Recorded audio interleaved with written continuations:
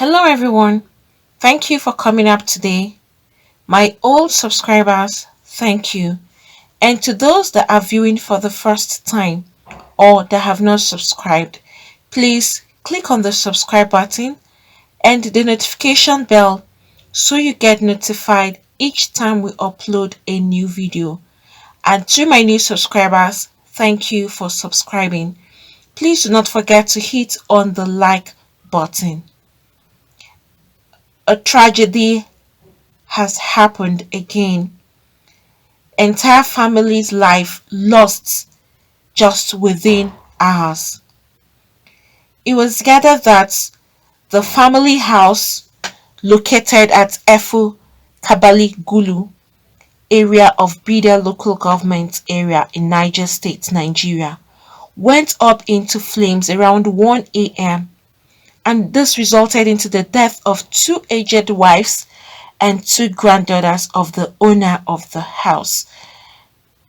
The victims were identified as Hajia Salamatu and Hajia Jumai, while the names of the grandchildren of the late owner are Hawahu and Kehiratu. Besides the loss of lives, valuables worth millions of naira were completely destroyed by the fire. It is so heartbreaking to see things like this. You can imagine none of them survived this fire outbreak. And the owner of the building, who is said to be a prominent indigene of Bida town, who is Ahmadu Kabaraini, is also deceased. But the head of the family, that's one of his sons, Sallau, is said to be in charge of the entire building since his dad is late. He also said that the cause of the fire could not be ascertained immediately, but the fire is believed to be connected to an electrical fault in the building. And you can see that this fire outbreak is not something that you feel anyone would survive out of it. And when someone is sleeping, it's really difficult. And reacting to the incident, the Alhaji Yahya Abubakar, who is also the chairman, Niger State Council of Traditional Rulers, described the inferno as very unfortunate. And according to Alhaji Abubakar, the death of the people was very saddening, while lamenting the loss of the multi-million naira property because it's owned by a prominent man in Bida local government area. And you can imagine someone who is actually wealthy and everything, you'd just try to imagine the worth of what was in that particular building. So that's what they are actually saying, that items worth millions was lost in that particular outbreak. However, the Etsunupe prayed to Almighty Allah to grant the deceased person the fortitude to bear this loss. He also prayed that Allah should grant the family the formidable fortitude to bear this passing of their family. However, after the funeral prayers, because they were actually buried according to Islamic rites, whatever they were able to gather from their remains, that was what they had to bury. It's so sad that you can't even get a full body to actually bury it. Really painful. Prayers were said for the deceased victims. The chief imam of Bida, that's Utsta Ademu Liman Yakatun, said that the death was disheartening and painful, while urging the family to accept the incident as an act destined by God. Looking at something like this, you'll feel so much pain inside of you, knowing that these are people who went to bed healthy and strong, but never came out alive. Fire outbreaks at night are the worst fire outbreak that can ever happen to somebody. It's so dangerous because at that time, you're far asleep. You don't even know what's happening. Noise can't even wake you up. Not to talk of a fire outbreak that is not even noisy. It just keeps on burning, all you'd know is either these people would end up perceiving these toxic fumes. And you find that in most cases, this fire outbreak, some people that are asleep, what would even kill them is just the toxic fumes from the burning fire. Once they inhale it and it clogs into their lungs are congested and they can't breathe anymore. At that point, they pass away. And it's worse because they are actually sleeping. And that would even happen, they may even die before the fire gets to them. So you can imagine that people just get burned. And some of them wake up in the middle of that fire and probably they are screaming. But because of the odd hour, 1 a.m. is a very odd hour that a whole lot of people have really gone far in their sleep. So even if you scream, some people may not hear you. And then these people will just end up seeing themselves burning alive. That's the most painful way anybody can die. You watch yourself burn to death. It's really disheartening when you hear people die in fire outbreak, and most times it clears the whole human beings in that house. It doesn't spare anybody. I wonder why it's so terrible like this. There's no way for escape, because once there's a fire outbreak, the bad thing about this fire is that it jams the door, it jams the window, you can't even open anything. And everywhere is burning in flames. You can't touch anything because everything is hot. So some people just know that this is their last. They know that they are dying. You can imagine yourself will die in pain. That's the worst pain, the worst death anybody can ever experience. Few days ago, I had posted a video of a family of 5, mother and all her children, even a baby that she was nursing, all died as a result of fire outbreak, and it happened in the middle of the night. I think this issue of electrical appliances and generator fumes is becoming alarming these days. Maybe I think families should resolve to either turning off the connecting switch in their house that generates current, if this would result to help families save lives. Because right now, this electrical faults just come up in the middle of the night. It won't happen in the daytime. That's why it's so painful. Daytime, when you can see what's happening, when people are around you in the house, you may not even know. But because it's in the daytime, someone is out there, some other persons may even perceive it or see it before you, and they'll all come to your rescue. But once it happens at night, when people are sleeping, who would see or who would even hear? And people may end up hearing when it's already too late, and at that time, nothing can be done. There should be other measures that probably families should take to ensure that this doesn't happen, because these electrical faults, it's nobody's fault most times. You find out that it will just happen. Sometimes you find out that this light just spark up from nowhere and it starts burning through the house or getting through those wires and getting into the building.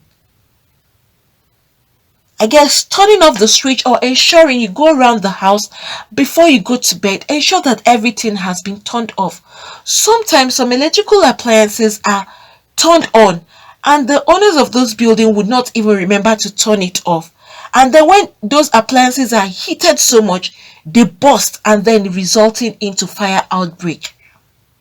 Sometimes even charging your phone, leaving it to that switch, and once some phone will get charged up and they are so hot, some of these phones can easily burst, and then getting through that particular fuse, it will pass out heavy current, and what's next? It's fire outbreak. Or people would leave their gas on, they'll forget that the gas has been turned on and they didn't turn it off. And what happens next? These are things that could lead to fire outbreak, except for those electrical faults that come out from either outside connections of the building where you can't see and you can't control such. But to avoid those currents getting into your own building, Probably families should maybe resolve to turning off the switch. It's just that sometimes it's really hot at night and you can't sleep when the weather is very hot. You need to turn on the fan or the air condition so that you can actually have a good night's sleep. And that would warrant you leaving your switch on or leaving the power source on. But the rate at which these electrical faults are happening and killing families, it calls for concern. Because the next thing will be, how can this be controlled? How can this be stopped? It's killing families. Look at now, a whole family of 4 gone just like that. When you see people die in pains, you'll be wishing you were there to help. I'm sure a lot of family members and everybody around would have wished they had heard this fire or even perceived something to come out and rescue this family that just passed away like this. I don't know what they can resolve to so as to ensure this electrical fault doesn't continue like this. Because people are just dying and in their sleep. That's why it's so painful. You will just hear that people are gone. Maybe another thing is, if you can't turn off the switch completely off from the building that is the source of current into your own apartment or your own house, maybe you ensure that all appliances are turned off. Maybe all direct switch to the wall should be turned off except the one that is connected to the air condition or to the fan that you're using to keep yourself cool while you sleep. Maybe you can leave that on because it's difficult to sleep when the environment is hot. Maybe you could leave that particular one on, but ensure that every other switch is turned off and ensure your appliances are turned off. The gas is turned off. Maybe go around and do a proper check before you go to bed. Who knows, this can also help to save a life. It's really alarming. I pray that the souls of those wives and their granddaughters rest in perfect peace. May Almighty God console their family, friends, well-wishers, and every other person that got to know them. It's really sad, and you can imagine that their own father, that's the husband to these women, had already passed away. So it's his eldest son that is in charge of that particular building. Well, most times they say property is not even the thing, it's even the life that matter a whole lot. You will come to calculate and look at this whole thing, you'll be wondering, how was it that no one was able to come out alive? The other day again, it was another woman, a mother with 4 of her daughters, and she had a toddler too. That was even very painful because it happened around 10 a.m. when everybody was shocked, like, how come this fire took these lives completely? It was so bad because they were at the top of the building and this fire started from the living room downstairs and they were in the bedroom upstairs, she and her 4 daughters. And when this fire started, by the time they had realized that there was a fire outbreak in their house, it had already come up. And so the entryway, that's the hallway, was already in flames. There was no way this mother could have run out of the house or even throw her children out, because throwing her children from the window is just as good as you're killing them at the same time. But this woman stayed in there with her daughters and that was how they died. But they were able to rush out the mom when the fire service came to their rescue, but it was already late and the mom couldn't even survive it. She passed away. It's really sad when you hear stories like this because it's something that if people were around or if people noticed, they would have come to their rescue. When human beings pass, you see even toddlers, babies, you feel so sad. And a whole lot of wishes will be coming into your mind, like you wish this was done, you wish that would have happened to save these lives. So please try as much as you can. And even if you lit the candle, please ensure that it's off completely before you go to bed. And another thing again that killed the family was this mosquito coil. Mosquito coil too has its own dangers. Sometimes you turn it off and you think that it's not burning. Meanwhile, there is still some flame in that particular coil at the tip, and it just gradually keeps burning till it gets to the final tip. And it's bad when it's placed on a bare ground or close to a flammable material. Once that last drop gets to the bottom, it will now get into that particular flammable material, and the next thing is the house is on fire. So please check properly and ensure that all of these things are turned off completely. Even the lamp alone too is another dangerous thing that you can leave on and sleep off. Sometimes something may hit it. You may even use your leg to knock the lamp down. And you know what can happen once it fall, because of the oil that is being put into that lamp so as to help it keep burning. It will now turn into that particular fire, pour into that fire, and the whole house will now burst into flame. These are little things that can be controlled or stopped at the same time. Try as much as you can to ensure that all of these things are turned off before you go to bed. I know sometimes people are so tired and exhausted and they forget a lot of things, but as much as you can, put this at the back of your mind. Let it be like a ringer in your head every time. Go around and ensure that everything is turned off before you go to bed.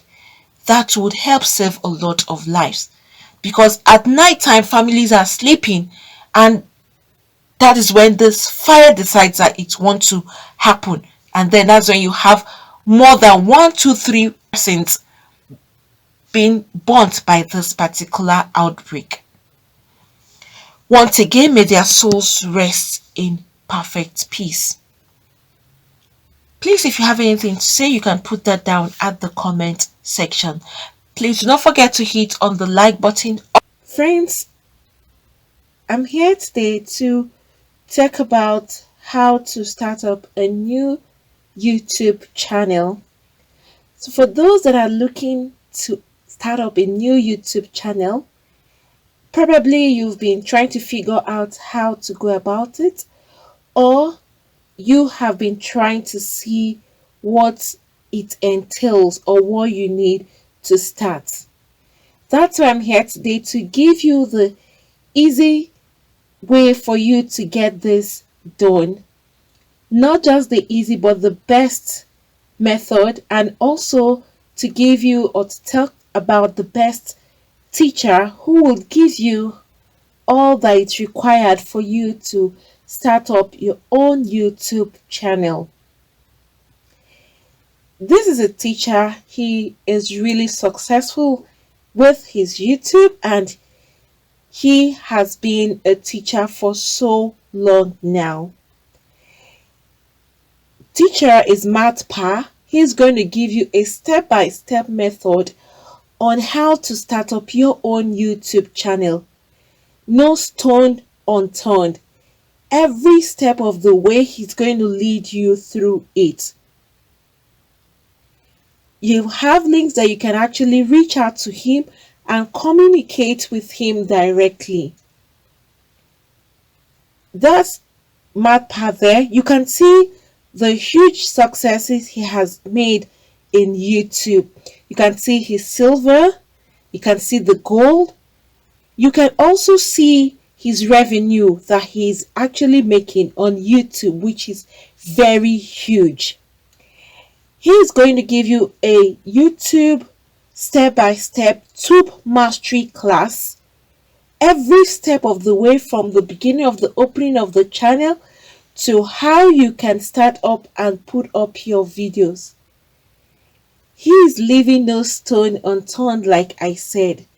So for those that are seeking for how to start up their own YouTube channel, this is the easiest and the fastest way for you to have access to this particular teacher, who is honest and straightforward and you will enjoy every bit of the class, and you will have lots of gain.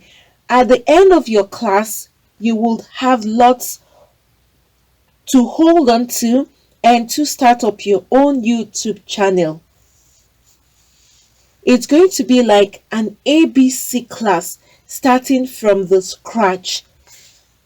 So please, for those of you that are interested in starting up your own YouTube channel, Matpa, he is the teacher, and you will have direct access to him.